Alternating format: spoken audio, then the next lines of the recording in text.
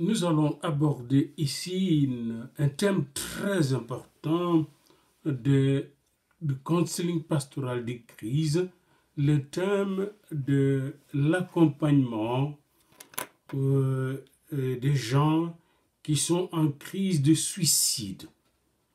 La leçon 8, la leçon 9 et 10 seront consacrées, toutes ces trois leçons, à cette problématique qui est très mondiale. Je vous encourage à aller dans Google et de mettre suicide dans le monde et on va vous donner les statistiques de l'OMS, l'Organisation mondiale de la santé, concernant les suicides et même les homicides.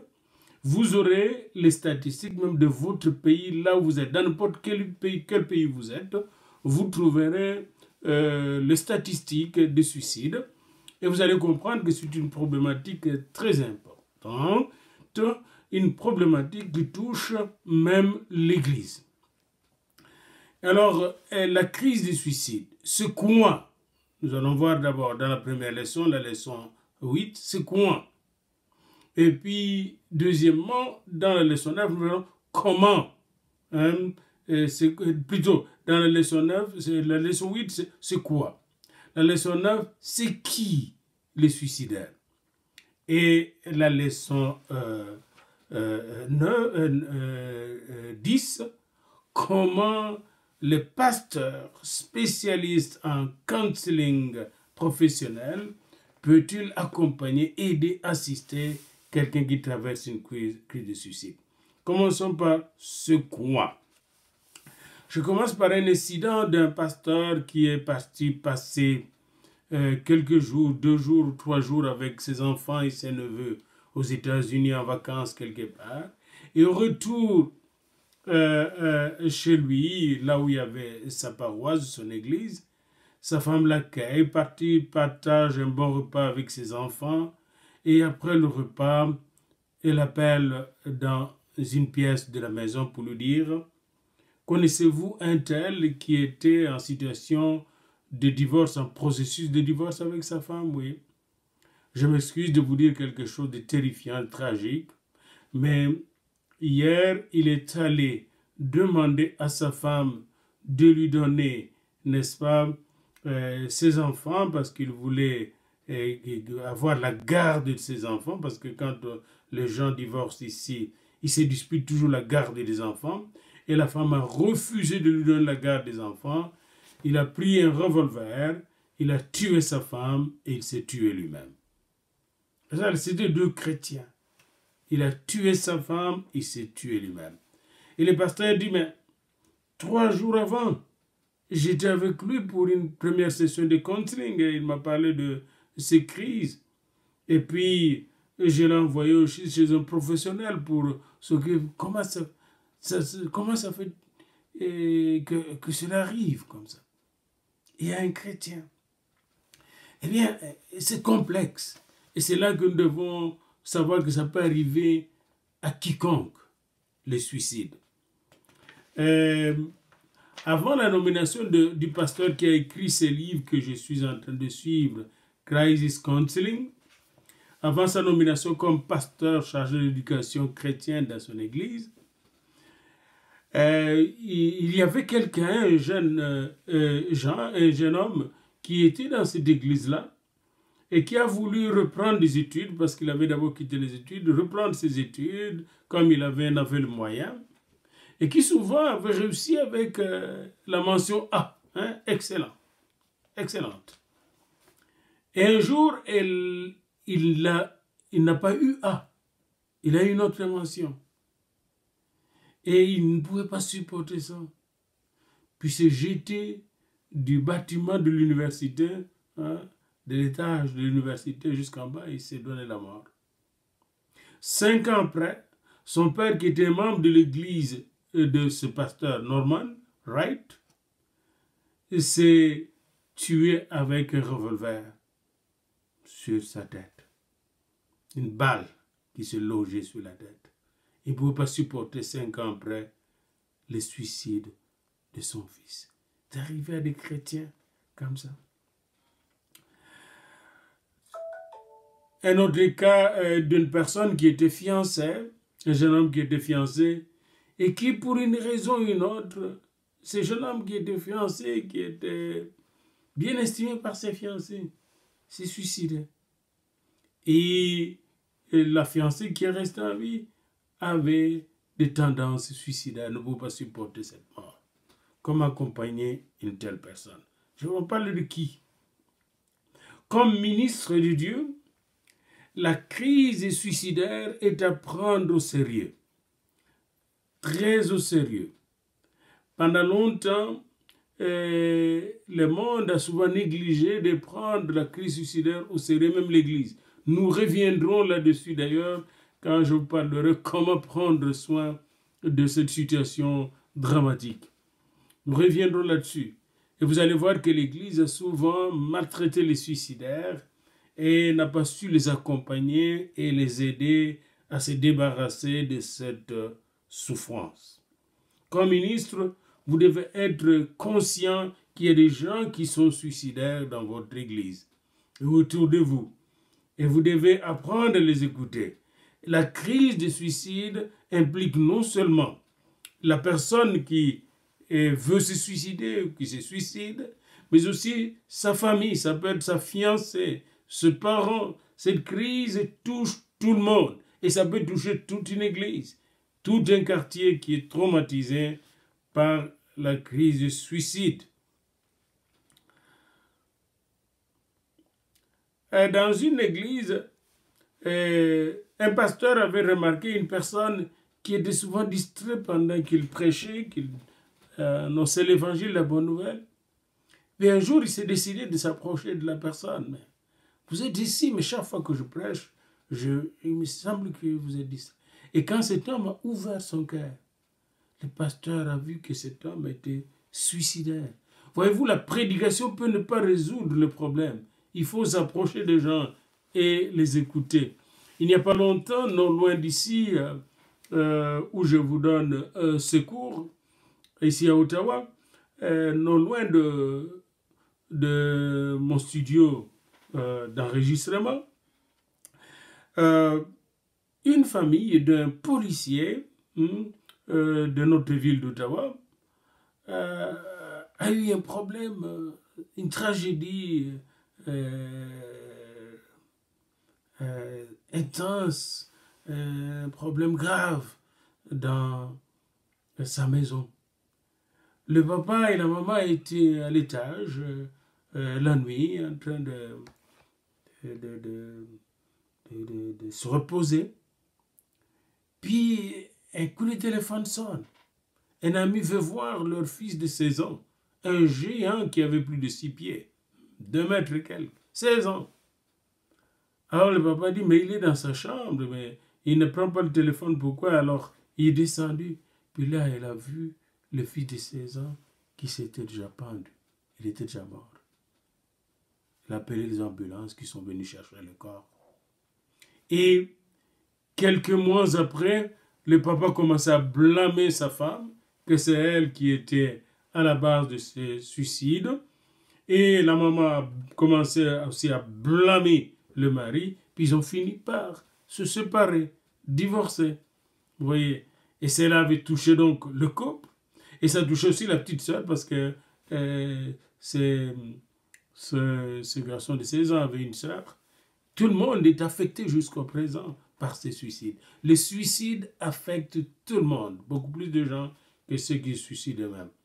Je vous conseille donc, dans votre église et autour de vous, dans votre évangélisation, de faire attention à cette problématique et d'apprendre à écouter ce qui se passe autour de vous. Et même de donner des séminaires dans votre église sur l'écoute attentive, l'écoute professionnelle, l'écoute empathique. Comment écouter les gens avec leurs problèmes. Pas seulement, quelque part, on va arrêter, on va chasser les démons. Non. Écoutez d'abord d'où les démons arrivent. Qu'est-ce que les démons font? Quels sont les désastres? Écoutez les souffrances de la personne qui est attaquée justement par ces puissances immondes et ces pensées immondes. Écoutez les pensées suicidaires de la personne. Écoutez d'où viennent ces pensées-là. Pourquoi ces pensées-là? Hmm. Et c'est là que cette leçon est très importante. Qui est suicidaire? Un jour, alors que le pasteur Normand, qui a écrit ce livre, Crisis Counseling, était en train de donner ce séminaire, il reçoit un coup de téléphone. Une femme de l'église qui n'était pas dans le séminaire lui dit, moi je suis en train de me suicider. Oh, comment ça? Il dit, je viens déjà de me couper une de mes veines, le sang est en train de couler. Et là, j'ai aussi ouvert le gaz de la maison pour m'asphyxier, pour me tuer directement. Il dit, ferme le gaz pendant qu'on se parle. Puis, heureusement, elle écoute, le pasteur ferme le gaz. Et pendant qu'il lui parle, il dit, attends un peu, je vais te donner ma femme qui va te parler. Et là, il fait une stratégie, il dit, parlez avec ma femme un peu, moi je fais quelque chose. Et pendant qu'il quitte sa femme, il dit à sa femme, je vais vite, vite là où elle est, la trouver pour sauver sa vie. Et il arrive à cette maison, heureusement, la porte s'ouvre, il voit la femme, et garde la femme, parle avec la femme jusqu'à ce que son mari arrive. Et finalement, la femme dit, dis rien à son mari. Il dit, non, non, non, on dit à son mari, puis il a traité ses problèmes avec le couple, est arrivé à découvrir la cause, les incidents qui étaient dans le couple, les tensions qui étaient dans le couple, qui ont poussé la personne à se suicider, à chercher à se suicider, à vouloir se suicider. Et finalement, cette âme était sauvée, ces gens étaient délivrés et sont venus au Seigneur. Dans l'Ancien Testament, si vous venez avec moi dans Juge au chapitre 9, Juge chapitre 9, le livre des Juges, un livre de l'Ancien Testament qui vient juste après celui de Josué, au chapitre 9, verset 54. Juge chapitre 9, verset 54. Abimelech parvint jusqu'à la tour et il attaqua. Il s'approcha de la porte pour y mettre le feu. Alors une femme lança sur la tête d'Abimelech un morceau de meule du moulin et lui brisa le crâne. Aussitôt il appela le jeune homme qui portait ses armes et lui dit, tire ton épée et donne-moi la mort, de peur qu'on dise de moi, c'est une femme qui l'a tué. Le jeune homme le perça et il mourut. Et quand les hommes d'Israël virent qu'Abimelech était mort, ils s'en allèrent et chacun chez soi. Ça, c'était un grand général, n'est-ce pas, non juif, et qui se battait contre les enfants d'Israël. Et Abimelech, voyant qu'une femme voulait mettre fin à sa vie, n'est-ce pas, a choisi le suicide. Et c'est exactement la définition que beaucoup d'existentialistes français donnent au suicide, n'est-ce pas? C'est la voie que la personne choisit pour défendre son honneur et décider elle-même de sa vie, de son existence. C'est la dernière décision que vous pouvez prendre pour éviter qu'une autre personne puisse décider à votre place. Et ça, c'est l'existentialisme de Sartre. Eh bien, c'est le passé qu'enseigne la Bible. Ici, Abimelech, pour défendre son honneur de général, de commandant de l'armée, n'est-ce pas? Abimelech choisit de mettre fin lui-même à sa vie et il demande aux gens de le tuer, de finir avec sa vie. Beaucoup de gens qui se suicident veulent défendre leur honneur, ne peuvent plus supporter la honte, n'est-ce pas? Et là, ils disent, vaut mieux mourir que vivre. Alors, c'est très intéressant, n'est-ce pas, de savoir qui est cette personne qui est suicidaire. Souvent, c'est des gens qui sont fatigués de la vie, qui veulent mettre fin à leur vie parce qu'ils ne peuvent pas supporter, n'est-ce pas, la fin de leur vie. La situation dans laquelle ils vivent. Quelqu'un qui perd son travail, quelqu'un qui perd sa femme, quelqu'un qui perd ses enfants dans un accident atroce et qui est découragé. Vous voyez, les gens comme ça. Mais il y a aussi des gens qui sont malades mentalement, qui sont suicidaires parce que malades mentalement. Pas seulement des gens qui sont traumatisés dans la vie, mais qui sont malades mentalement. Et et qui demandent le suicide. Et aujourd'hui, dans le monde d'aujourd'hui, il y a des gens qui sont malades physiquement, qui ne peuvent pas supporter que leur forme, n'est-ce pas, soit totalement détruite. Ils n'ont plus de forme humaine, et ils sont plus de perte de leur beauté, et ils ne peuvent pas bien parler, ils ne peuvent pas bien agir, ils ne peuvent pas manger, ils ne peuvent pas courir, et ils disent, autant mieux mettre fin à ma vie. C'est toute cette problématique aujourd'hui, cette discussion autour de l'euthanasie, autour de la fin provoquée ou organisée de la vie, qui est aussi un suicide. Quelle est l'attitude de l'Église, dans l'histoire de l'Église, vis-à-vis de ces gens? Alors, pendant plusieurs siècles, l'Église a considéré les suicidaires comme des gens méchants. Saint Augustin a écrit sur le suicide et il a indiqué que les suicidaires sont des gens hors la loi, qui ne respectent pas la loi de Dieu, la loi de l'État, et ont un weak mind, c'est-à-dire un esprit faible, les gens d'esprit faible, qui ont un esprit faible. Thomas d'Aquin, qui est un grand théologien de l'Église catholique au XIIIe siècle, a dit ce commandement, et a dit que ce commandement, tu ne tueras pas, s'applique aussi à la vie humaine personnelle. Personne ne peut se tuer lui-même, parce que Dieu a dit, tu ne tueras pas. En 452 après Jésus-Christ, le concile de Arles, A-R-L-E-S, était le premier concile de l'Église catholique à condamner le suicide. Et le deuxième concile d'Orléans, en 533, a ordonné qu'on ne peut plus faire d'offrande à des gens, à des familles qui ont eu des problèmes de suicide et qu'il n'y avait pas de messe à faire pour des gens qui se sont suicidés. Le concile de Brage, en 563, a interdit tout culte et tout rite d'enterrement chrétien pour les gens qui se suicident.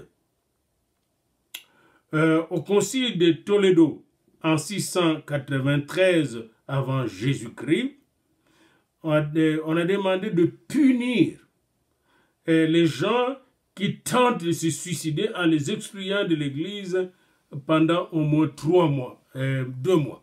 Ils étaient exclus de l'Église. Ce n'était pas étonnant que ces gens exclus de l'Église souvent se suicidaient. Alors vous voyez comment au Moyen-Âge, le suicide était considéré comme un geste méchant et que les gens qui se suicidaient étaient exclus de l'Église ou qui tentaient de se suicider. Et on va plus loin. Et pendant le Moyen-Âge, on avait l'habitude de traîner le corps dans les villes du Moyen-Âge, en Europe, là, de traîner le corps des suicidaires dans la ville, hein, pour leur montrer que ce qu'ils avaient fait était mauvais. Et souvent, la maison des suicidaires, quelqu'un qui s'était suicidé, eh bien, c'était une maison déclassée, une maison hantée, on la fréquentait. Jusqu'à présent, d'ailleurs, quand on vend des maisons ici au Canada, lorsqu'on apprend que cette maison a été l'objet, le lieu d'un suicide, souvent la maison n'est pas vendable. N'est pas vendable. Et on pense que la maison est hantée. Mais il faut savoir, pour les gens qui commettent le suicide, ce qui est important de savoir, pourquoi ces gens commettent le suicide. Parce que n'oubliez pas dans cette leçon qui commet le suicide et pourquoi ces gens commettent le suicide. Eh bien, 10% des gens commettent le suicide sans aucune raison apparente. Aucune raison.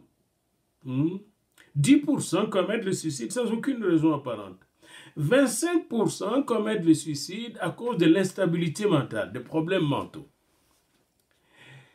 40% des gens, dont nous avons déjà 10%, 25%, ça veut dire 35%, et 40% des gens commettent le suicide pendant une période de traumatisme émotionnel, de crise de la vie.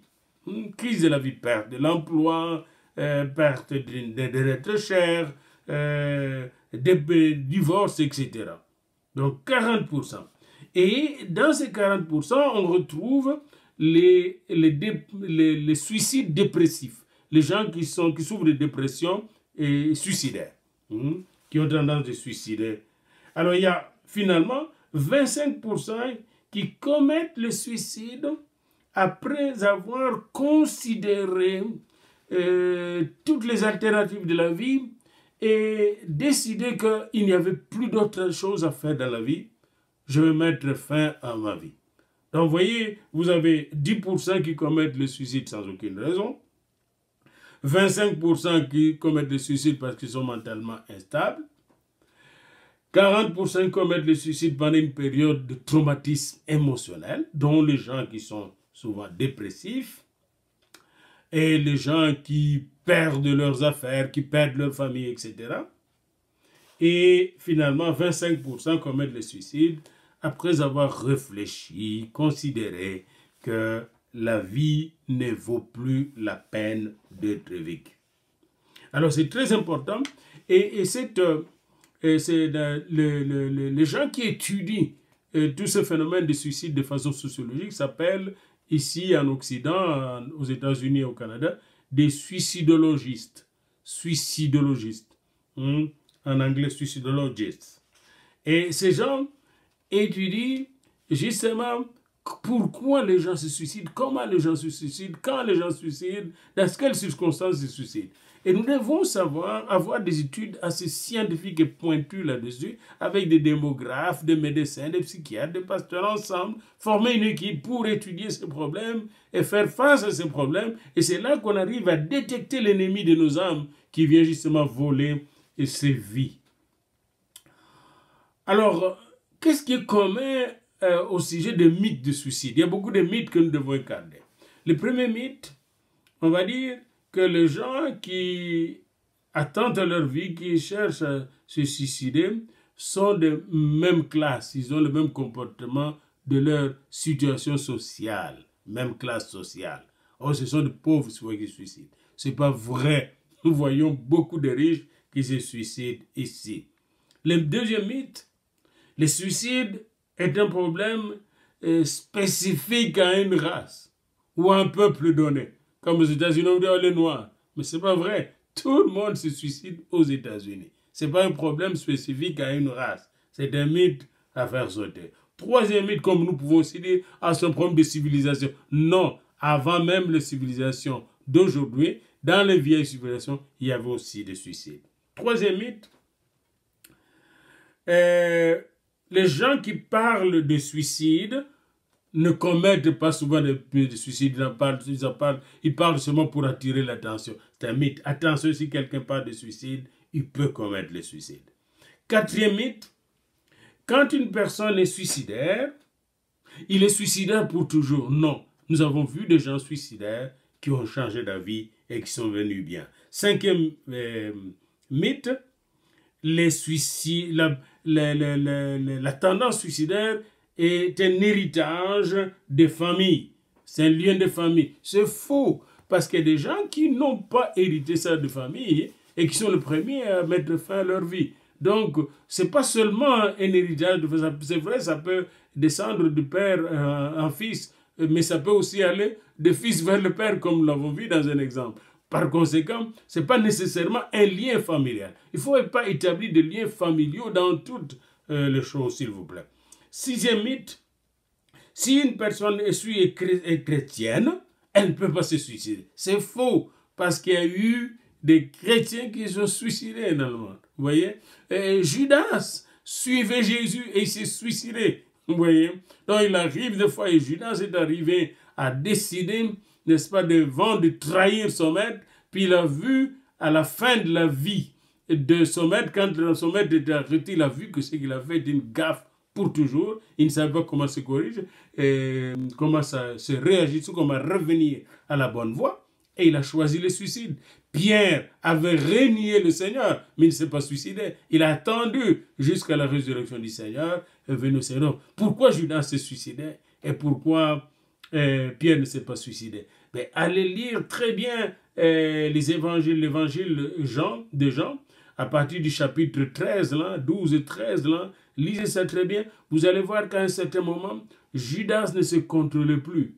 Satan est entré en lui, juste quand on lui a donné le pain par Jésus, Satan est entré en lui. Il était satanisé. Et souvent, beaucoup de gens, avant de se suicider, perdent le contrôle de leurs pensées, le contrôle de leurs émotions, le contrôle de leur vie et finissent par se donner la mort parce que le prince de la mort est en train de le contrôler et les emmène au suicide. Ils entendent même des voix. Donc, comme chrétien, si vous ouvrez la voie à l'ennemi, vous allez voir que l'ennemi va vous massacrer. Mythe 7, les suicides et la dépression sont synonymes. Non, il y a des gens qui souffrent de la dépression et qui ne sont pas suicidaires. Et il y a des gens aussi qui peuvent souffrir de dépression suicidaire et qui finissent par s'en sortir. Donc il n'y a pas de synonymité entre les suicides et la dépression. Huitième mythe, il est impossible que quelqu'un qui a vécu la crise de suicide de changer de vie, de ne plus penser au suicide. C'est un mythe parce qu'on a vu des gens qui ont changé de vie après avoir vécu le suicide. Alors, nous voyons un peu c'est quoi le suicide. C'est une tendance que la personne a de vouloir à tout prix mettre fin à sa vie parce qu'elle est abattue, elle est découragée, elle n'a plus de... elle ne comprend plus pourquoi elle vit, pourquoi elle existe. La vie n'a pas de sens. Puis là, cette crise peut arriver comme ça instantanément. Ça peut être le fait d'avoir des tensions dans un ménage, de perdre son emploi qui l'amène ça, ou une maladie mentale, ou une souffrance à l'intérieur de la famille ou d'une personne. Et il faut chercher un peu l'origine. Chez Abimelech, comme l'avons vu dans Juge 9, c'était la guerre perdue et le fait qu'une femme venait de l'attaquer, venait de commencer à de fracasser sa tête. Et là, il ne voulait pas qu'une femme puisse être considérée comme celle qui a mis fin à la vie d'un général.